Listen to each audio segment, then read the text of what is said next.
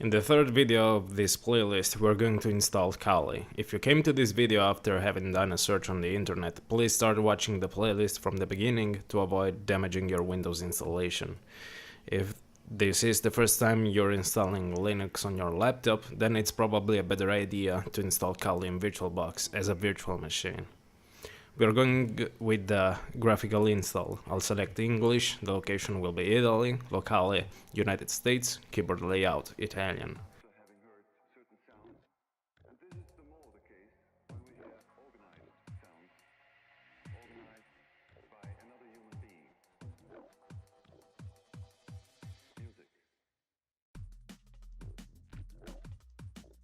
I'll choose WLAN to connect to the internet. If it doesn't work on yours, you can always connect to the internet using an Ethernet cable.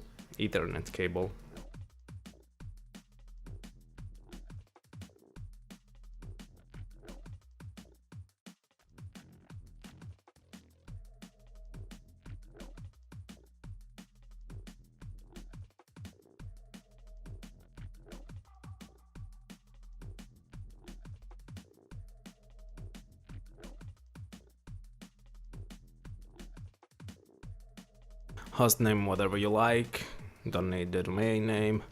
I'll choose the default Tor password for the system.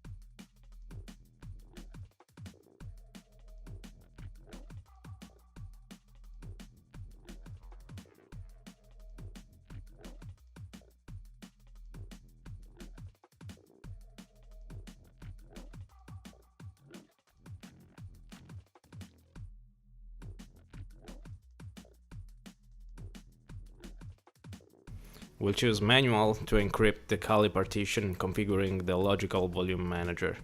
The 1 GB partition is the one dedicated to booting Kali and Windows using the grub. We'll set it to be ext4, we'll format it and set the mount point to be /boot.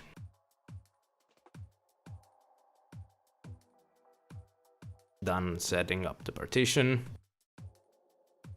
Now for the 30 GB partition, use as ext4. It isn't really needed, it's easier to recognize it later on when setting up the encryption volume. Let's configure the encrypted volumes, apply changes to the boot partition, yes.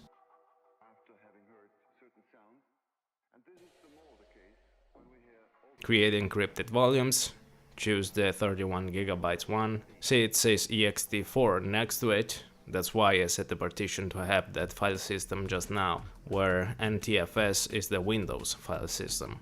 Done setting up the partition, default settings are fine. Finish. Erase all data on the partition, of course. Now you can wait for the deep overwriting so that no meta information about the partition can be leaked. I'll tap on cancel as this is just a test. Now we'll define a password for the volume. I'll choose Tor here also. Choose a strong password on your system, of course. Be sure to remember it, you won't be able to access any data on the partition if you forget it.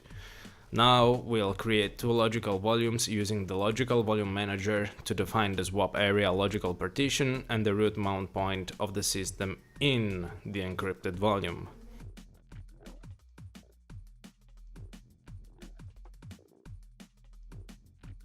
Write changes, yes. Create a volume group, let's call it crypto_Kali.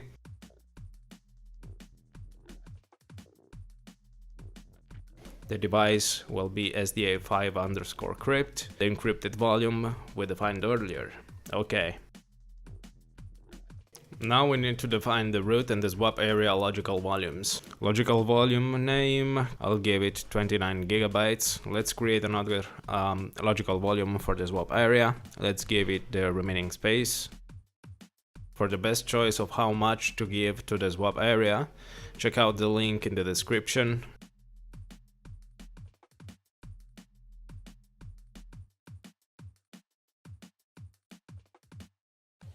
Finish.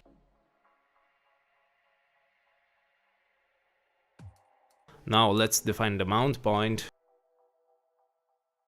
use this as ext4, mount point is root.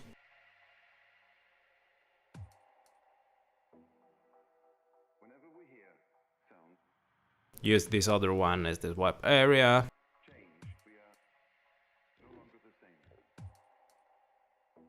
Done.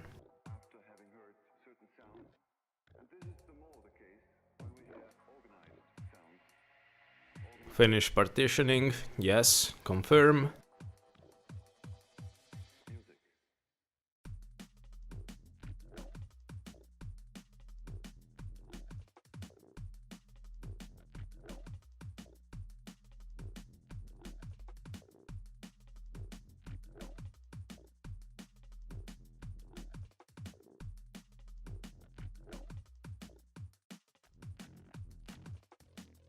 Use a network mirror, yes, no proxy needed.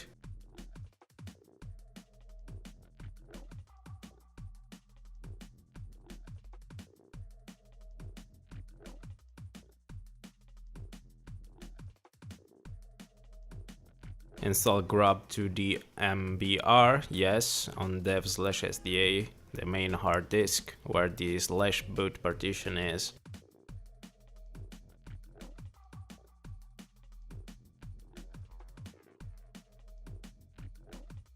Remove the pen drive, reboot the system.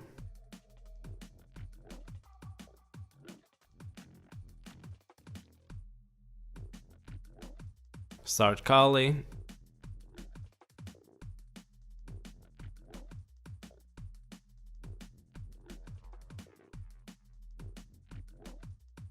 Enter the password to decrypt the volume, and here we are. Log in with root tor into Kali. This is the XFCE desktop environment. You will get the GNOME one on a normal installation. You can see here we have basic pen testing tools. Let's reboot the system and see if Windows boots correctly.